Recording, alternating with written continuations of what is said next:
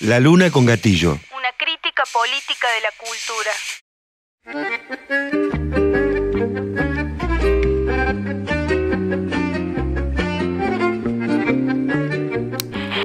El título del libro, Sobre la huella de la memoria, psicoanálisis y salud mental en los 70, es decir, 60-70, 57-83. No existe dentro de ese título la palabra historia. Creo que esto es importante porque nosotros no intentamos posicionarnos en un lugar de académico de la historia. Lugar académico de la historia donde, por ejemplo, un personaje importante dentro de la academia nos llama a nosotros psicobolche, porque bueno, dentro de la academia este tipo de cuestiones, es decir, no existen. La academia trabaja sobre situaciones puntuales como si la historia y la memoria estuviera por fuera de nuestra subjetividad y de la lucha social y política. Esto tan es así que hasta el día de la fecha, si bien hay trabajos puntuales referidos a ciertas cuestiones de la década de los 60, no existe ningún trabajo, y estoy hablando obviamente dentro del campo de la salud mental, en relación a los 70. Es decir, este sigue siendo el único trabajo que hay en relación a la década de los 70. Ahora bien, esto no implica obviamente una perspectiva, digamos, melancólica o recordatoria meramente de un pasado, sino lo que pensamos es que para poder pensar un futuro es necesario afirmarnos en el presente desde un pasado, es decir, no para repetirlo, sino todo lo contrario, es decir, para cuestionarlo. Es decir, si las generaciones no pueden tener un pasado a partir del cual se lo puede cuestionar, es decir, no pueden pensar de qué manera van a desarrollar un pensamiento crítico en el presente y desde ahí poder elaborar un futuro. Evidentemente, si vemos las fechas de la aparición del primer tomo y la segunda, es decir, hay diferentes contextos políticos, es decir, el principio del kirchnerismo, hoy el macrismo, que si bien son diferentes, en el campo de la salud mental, es decir, los sectores más, llamémoslo así, reaccionarios, o los sectores más psiquiátricos del campo de la salud mental, estuvieron presentes tanto en un gobierno como en otro, es decir, generando un lobby y generando un proyecto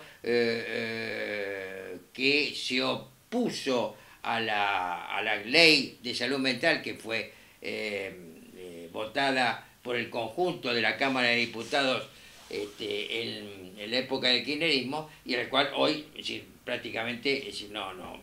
se aplica o se aplica, es decir, parcialmente. De allí la necesidad de, es decir, encontrarnos con una historia donde podamos pensar, es decir, podemos ver de qué manera hoy nos permite, es decir, desarrollar una oposición, es decir, en el campo nuestro a estos sectores a estos sectores psiquiátricos y manicomiales, pero también manicomiales no en el sentido como la década de los 60 o los 70, sino manicomiales en relación a la actualidad, donde el desarrollo de la psicofarmacología, el desarrollo de todas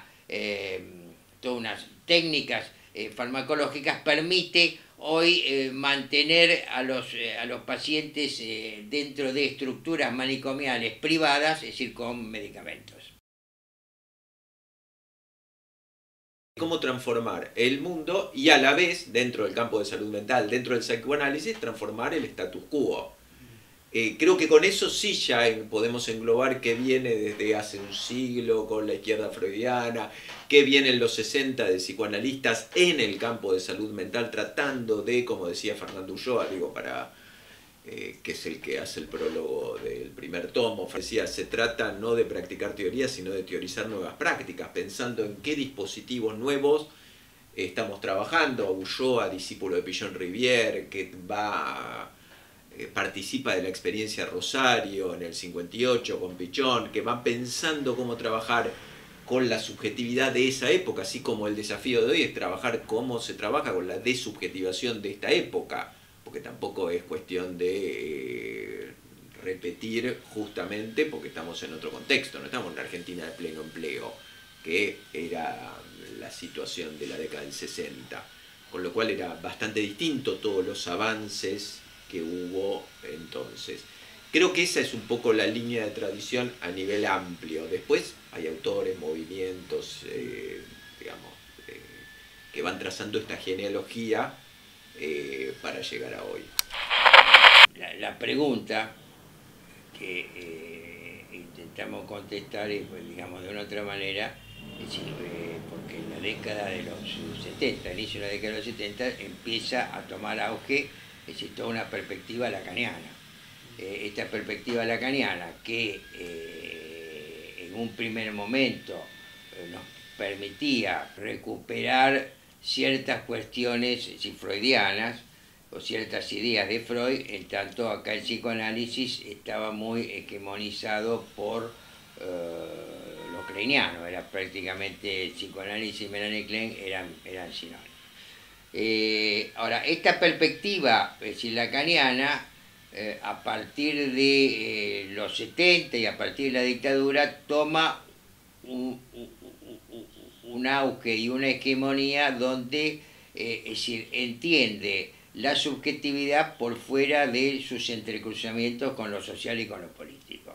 Es decir, creo que esto es un punto que es central y que nosotros tratamos de rescatar en el libro y que, bueno, forma parte de la idea por la cual hace 28 años tenemos una revista, Utopía, en la cual pensamos que la subjetividad no se puede entender por fuera del entrecruzamiento con lo social y con lo político. Esto deviene en pensar, es decir, una subjetividad y una práctica psicoanalítica que, es decir, dé cuenta de una subjetividad, dé cuenta de un inconsciente, es decir, y de un aparato psíquico entramado con lo social, lo político y lo cultural. Me corto acá porque sonó el teléfono, acá se... Lo que decía Enrique del lacanismo y de... yo agregaría que nosotros vamos analizando en el libro cómo empieza llegando el lacanismo acá, empieza de alguna manera ligado al volver a Freud, pero también empieza ligado a ciertas cuestiones políticas de la izquierda y que después de la dictadura se le saca como el colesterol malo de la política y queda, digamos, sin Althusser, sin nada de todo lo que tenía el lacanismo en sus inicios, en lo que sería la llegada aquí. Y de los primeros, digamos, de los primeros lacanianos aquí, la escuela freudiana, cuando se funda y todo esto. En primer lugar, tenemos que decir que no existe lo lacaniano, como si fuera una cosa monolítica. Existen diferentes perspectivas, más o menos, donde inclusive con contradicciones internas, lecturas internas de Lacan, etcétera, etcétera, pero es cierto, hoy el psicoanálisis en la Argentina, es decir, se apoya fuertemente en la lectura, en diferentes lecturas de Lacan. Nosotros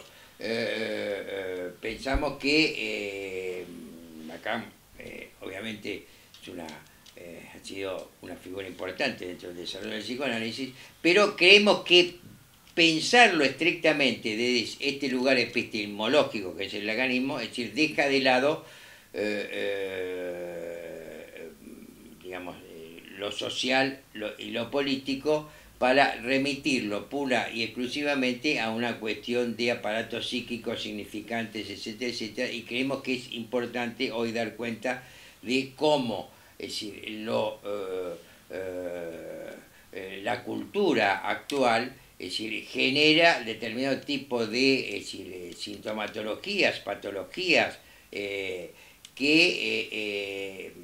el psicoanálisis tiene que dar cuenta, en la cual rompe obviamente con una perspectiva clásica del psicoanálisis, que es el famoso diván-sillón, donde hoy este es un dispositivo más que tenemos como psicoanalistas, pero hoy podemos ser psicoanalistas, es decir, parados, caminando, en un trabajo comunitario, en grupo, etcétera, etcétera. Creo que en este sentido, abrir el campo del psicoanálisis a esta perspectiva y dar cuenta de toda una historia, porque esto no es nuevo, que también se abrió en otras épocas, no solamente acá en nuestro país, que nosotros lo reflejamos en nuestro libro, sino en los años 20, 30, es decir, en Europa, es decir, permite, es decir, pensar formas diferentes de psicoanálisis y permite una forma también diferente de enfrentar a esta hegemonía psiquiátrica que trata de reducir la subjetividad pura y simplemente a estímulos neurológicos.